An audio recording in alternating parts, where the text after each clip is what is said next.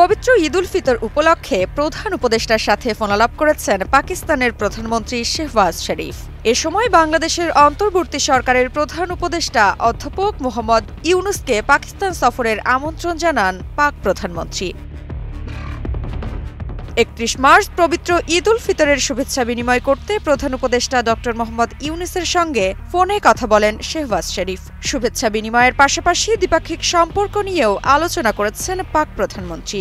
এ সময় ফোনালাপের খবর নিজেই ব্যক্তিগত এক্স হ্যান্ডেলে দেওয়া এক পোস্টে জানান শেহবাজ শরীফ।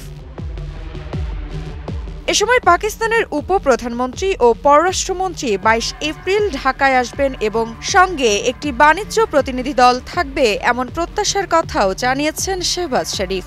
একই সাথে বাংলাদেশি একটি সাংস্কৃতিক দলকে পাকিস্তান সফরের জন্য আমন্ত্রণ জানান তিনি। এই দলে প্রখ্যাত গায়িকা রুনা লায়লাও থাকবে বলে জানা গেছে। পাকিস্তান ও বাংলাদেশের সম্পর্ক আরও মজবুত করার জন্য ফোনালাপে যৌথ প্রতিশ্রুতি পুনর্ব্যক্ত করার কথাও জানান পাকিস্তানের প্রধানমন্ত্রী। তিনি বলেন, আমরা ঈদ উল ফিতরের শুভেচ্ছা বিনিময় করেছি এবং ভবিষ্যতে আমাদের সম্পর্ক আরও শক্তিশালী করার জন্য একসঙ্গে কাজ করার কথা বলেছি।